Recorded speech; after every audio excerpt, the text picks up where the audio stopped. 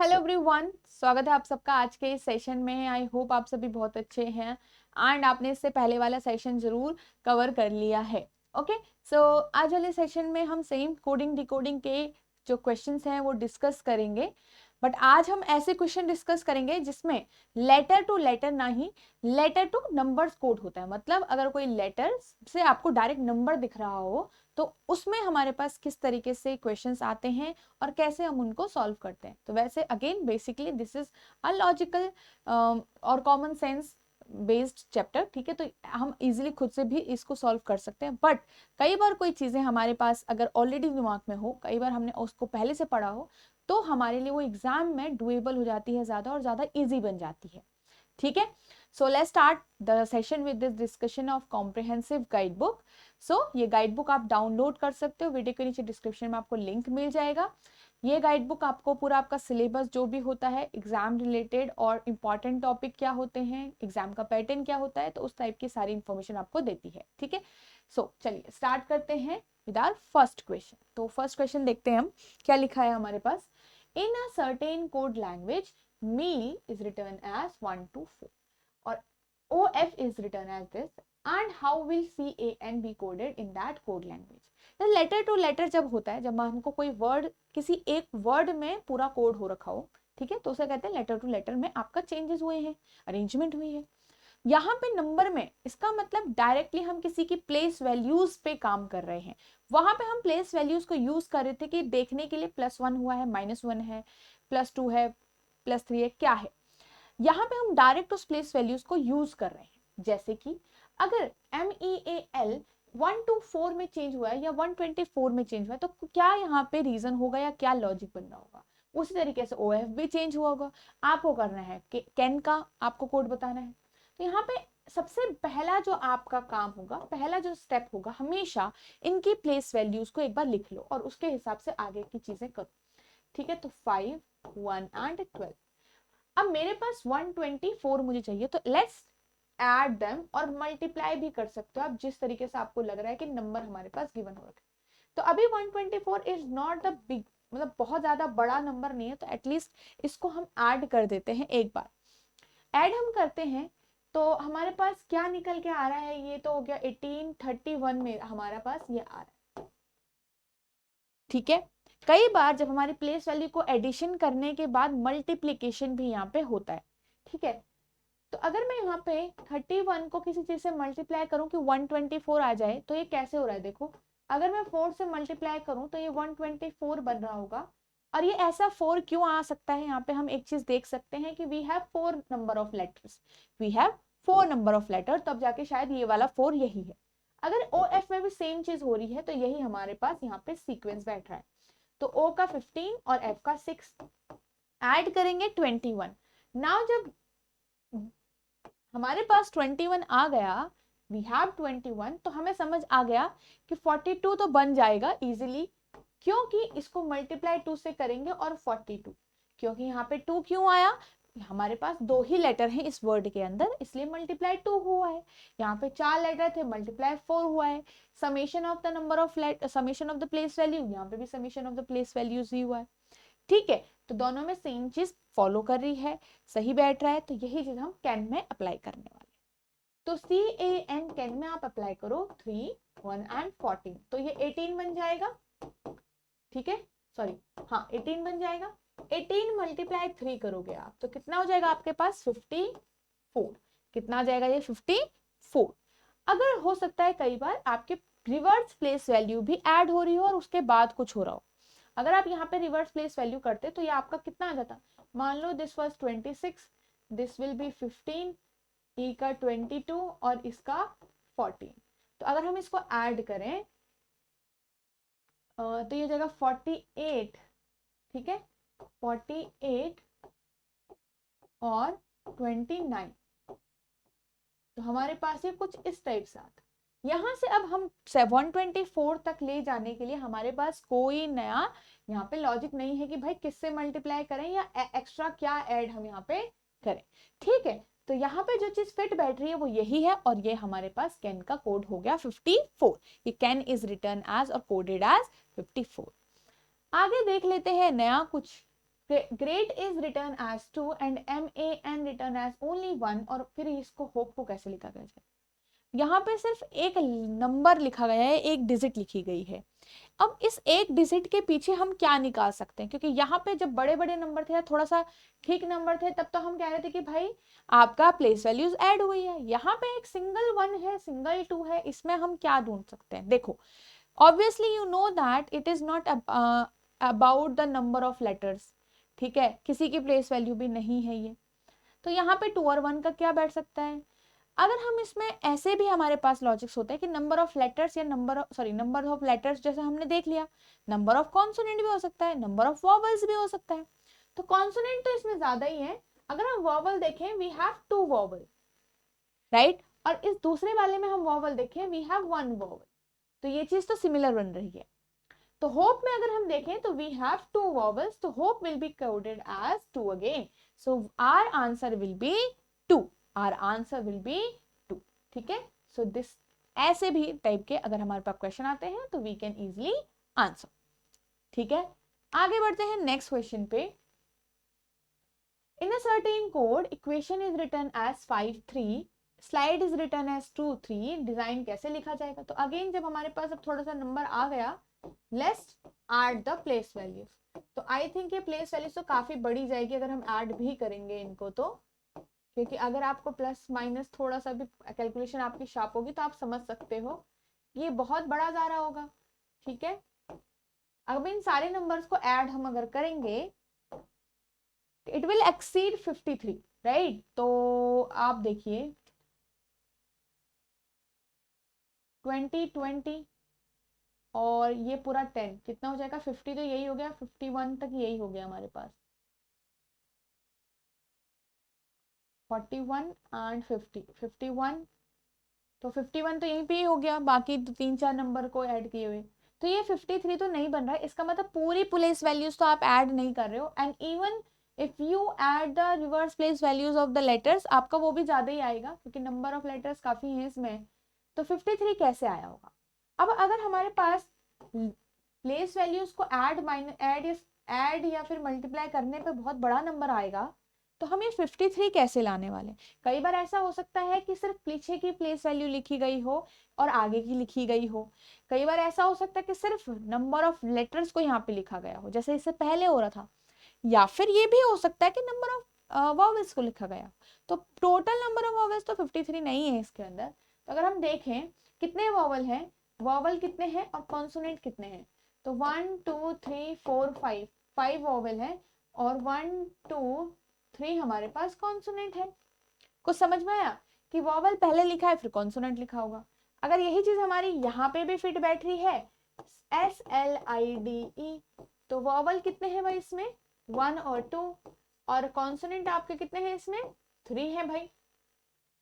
तो इसको लिखा गया 2 and 3, इसको लिखा गया 5 and 3, तो यहाँ पे भी वही लिखा गया है, ठीक है। तो डिजाइन में हम इजीली फाइंड आउट कर सकते हैं, आपके पास 1 और 2 वॉवल है और 1 2 3 4 कॉन्सोनेंट्स हैं, तो 2 and 4 will be your answer. 2 4 हमारे पास यहाँ पे कोड बनेगा इक्वेशन का, सॉरी डिजाइन का, ठीक है। सो इस साइड से भी हम चीजों को सोच सकते हैं। आगे देखेंगे नेक्स्ट क्वेश्चन में, in a certain code language zebra को लिखा गया कुछ इस टाइप से, बड़ा सा नंबर है काफी। तो ऑब्वियसली आपको पता होगा इतना बड़ा नंबर सिर्फ एडिशन करके तो नहीं आने वाला। कई बार हो सकता है एडिशन में, एडिशन करने के बाद मल्टीप्लिकेशन भी हो सकता है बिल्कुल। टावर को कैसा लिखा जाएगा?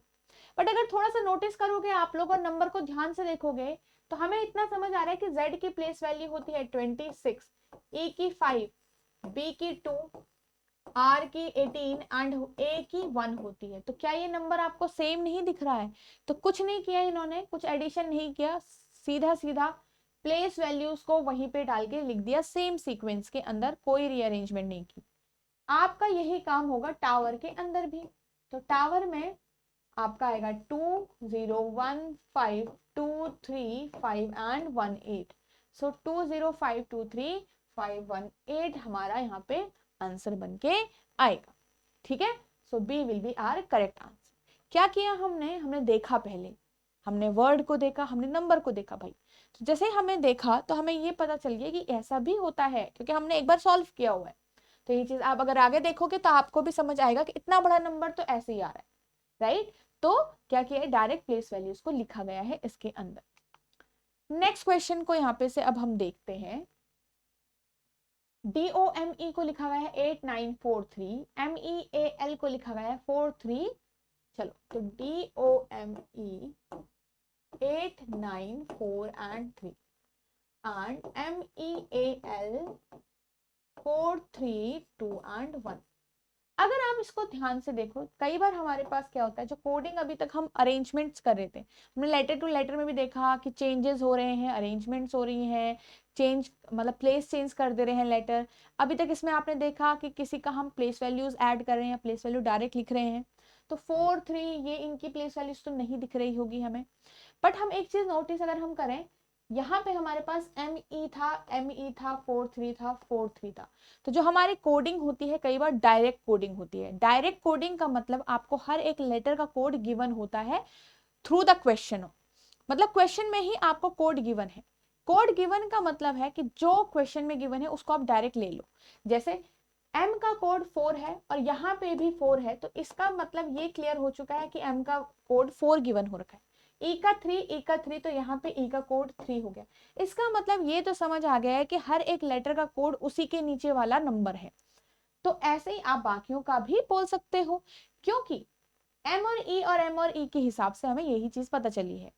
ठीक है, तो हमको पता करना था ADEM और O का। तो यहाँ पे इसका देखो, यहाँ पे से कहाँ पे से फाइंड आउट करोगे आप, यहाँ पे जो भी नंबर गिवन होगा। तो A का 2 गिवन है तो 2, D का आपको 8 गिवन है तो 8, ठीक है। E का आपको क्या गिवन है 3, M का 4 और O का आपको क्या गिवन हो रखा है 9। तो 28349 हमारा यहाँ पे कोड होगा। तो कई बार डायरेक्ट कोडिंग भी होती है जिसमें हमें कोड्स डायरेक्टली गिवन हो रखे होते हैं। ये आप कब देखोगे, जब आपको लेटर कॉमन नजर आएंगे कि भाई इसमें लेटर कॉमन था और उसका कोड भी कॉमन ही दिख रहा है हमें। ठीक है, चलिए आगे चलते हैं नेक्स्ट क्वेश्चन पर। कॉर्नर को लिखा गया ऐसे, और आपके पास कन्वर्ट को कैसा लिखा जाएगा। तो अगर हम इसको ऐड करें 3 15 plus 18 plus 14 plus 5 plus 18 again, अगर ऐड करो इसको, चलो तो अब ये हो गया पूरा 36। ठीक है, 36 15 प्लस 5 20, और 36 और 20 हमारे पास पूरा हो जाएगा आपका 56, 60 एंड 70 और 73 आ रहा है ये तो हमारे पास, तो 73। ठीक है, ठीक है, नेक्स्ट वाला। तो हमारे पास कन्वर्ट का हमें निकालना है। तो यहाँ पे अब हम क्या करेंगे, क्योंकि ये सिर्फ 2 आपको डिजिट दिख रही है, वो बड़ा सा वर्ड दिख रहा है, तो ऑब्वियसली डायरेक्ट कोडिंग तो है नहीं यहाँ पे। तो और क्या हो सकता है हमारे पास, ध्यान से देखेंगे हम, एडिशन करके हमने सही किया। 18 प्लस 18 प्लस 18, तो ये 54 हो गया। 54 प्लस 19, 54 प्लस 19, हाँ तो 73। ठीक है, ये तो 89 हमारे पास यहाँ पे कैसे आता है, इसको चेक कर लेते हैं एक बार। अगर हमारे पास, क्योंकि हमें पता है कि डायरेक्ट कोडिंग में नहीं है क्योंकि 2 ही डिजिट हैं, प्लेस वैल्यूज को हमने ऐड करके देख लिया। अगर हम प्लेस वैल्यू में कुछ मल्टीप्लाई भी करेंगे, ऐड करेंगे, तो डायरेक्ट ऐसा बनाना हमारे पास नहीं है। तो ऐसा कर लेते हैं, जब प्लेस वैल्यूज को, सिंपल प्लेस वैल्यूज को ऐड करके नहीं समझ आ रहा ना, तो एक बार ऐसा करो, रिवर्स प्लेस वैल्यू को ऐड कर लो। अगर हम रिवर्स प्लेस वैल्यू को ऐड करते तो क्या होता है, ठीक है, हर एक की हम रिवर्स प्लेस वैल्यू लिखना शुरू कर देते हैं। तो C की हो जाएगी आपकी 24, क्योंकि इसका X होता है रिवर्स प्लेस वैल्यू, सॉरी हाँ, इसकी रिवर्स प्लेस वैल्यू O की आपका होता है 12, R की होती है 9, इसकी होती है 13, इसकी होती है 22 और इसका होता है 9 अगेन। तो अब ऐड करके देखो एक बार, तो 9 प्लस 9 18 प्लस 22 कितना हो जाएगा, ये आपका 40। ठीक है, और 40 हो गया, 40 प्लस ये, तो ये हो जाएगा 60 और 64, इतना आ गया 64। 64 में ऐड कर दो 25, तो क्या आ रहा है ये, हाँ बिल्कुल, अब आएगा हमारे पास 89। तो हमारे पास 89 आ गया, और सीक्वेंस में सही बना कि हर कोई अपने मतलब हर किसी की रिवर्स प्लेस वैल्यूज को हमने ऐड किया था। सिंपल कन्वर्ट का भी करके देख लेते हैं। तो कन्वर्ट का हो जाएगा आपका यहाँ पे 24, 12, n का 13, v का 5 और इसका 22, ठीक है, और प्लस 9 प्लस 7। तो इस तरीके से हम यहाँ पे इसको सॉल्व करेंगे। तो ये हो जाएगा 36,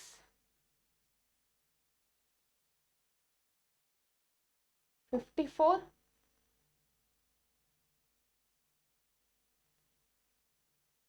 और ये हो जाएगा आपका 63, 70, 90, 92। तो 92 हमारे पास ये कंप्लीट हो गया हमारा, ठीक है। सो 92 आ रहा है हमारे पास ऑप्शन में, तो 92 will be our correct answer या कोड ऑफ कन्वर्ट, ठीक है। तो हमने इस टाइप से लेटर से या वर्ड से डायरेक्ट एक नंबर दिखता है तो हम किस टाइप से उनको डील करते हैं। तो बेसिकली सारी चीजें आपकी कई बार प्लेस वैल्यूज पे डिपेंड होती है, कई बार वो डायरेक्ट भी कोड आपको दिख सकता है। वो कैसे पता चल जाएगा, क्योंकि आपके पास वहां पे कॉमन लेटर्स गिवन हो रखे होंगे, ठीक है, जिसकी हेल्प से आप पता कर सकते हैं। ये आपका होमवर्क है कोडिंग वाले चैप्टर का, कोडिंग वाले कॉन्सेप्ट का, आपकी कॉन्सेप्ट 1 का, या जो, ठीक है, कोडिंग कॉन्सेप्ट 1 का होमवर्क है ये आपका, ठीक है। तो इसमें आंसर आपका 4 है। सो आई होप आपने सही आंसर किया होगा, आपका आंसर सही है, ठीक है। तो अगर जिसका नहीं है तो डो नॉट बी डिमोटिवेटेड, हो सकता है आपको यहाँ पे नहीं आया, धीरे धीरे आपको चीजें आ जाए, ओके। चलिए, सो आई होप आपको आज वाले सेशन में भी सारी चीजें समझ में आई होगी एंड साथ में आपने सॉल्व किया होगा, और आपके जो भी आपने आंसर निकाला आई होप आपका वो सही होगा। अगर किसी के थोड़ा सा क्वेश्चंस गलत भी होते हैं तो ट्राई करो दोबारा से, या फिर ये समझो कि आपने नई चीज सीख ली, दोबारा आप उस चीज को देखोगे तो आप सही अप्लाई करोगे उस चीज को, या सही आप सॉल्व करोगे, okay. Now we will talk about the comprehensive course for your CSAT examination, ठीक है। सो ये इसके सारे फीचर्स हैं जिसमें आपकी कॉन्सेप्ट क्लासेस हैं, बिल्कुल यूपीएससी सीसेट लेवल को जीरो से पढ़ाया गया है, या हर एक टॉपिक को आपको जीरो से कवर किया गया है। अगर आप बिल्कुल भी चीज़ों में वीक हैं तो यहाँ पे से आप चीज़ों को इजीली बिल्डअप कर सकते हो, ओके। देन टेस्ट सीरीज भी है आपके इसके अंदर, full length mock test series, topic test series and आपके सेक्शनल और क्विज टेस्ट भी है आपके, ठीक है। वीकली लाइव डाउट सेशंस भी ले जाते हैं आपके, जिसमें आप अपने डाउट्स वीकली बेसिस पे पूछ सकते हो, और लाइव रिवीजन क्लासेस हैं आपकी जो आपको बिफोर एग्जाम, नेक्स्ट ईयर जब एग्जाम होगा तो उससे पहले कंडक्ट की जाती हैं, जिसमें आप अपने प्रिपरेशन को और बूस्ट करते हो, ओके। चलिए, सो आज के लिए बस इतना ही, हम लोग मिलते हैं नेक्स्ट सेशन में। Good day everyone.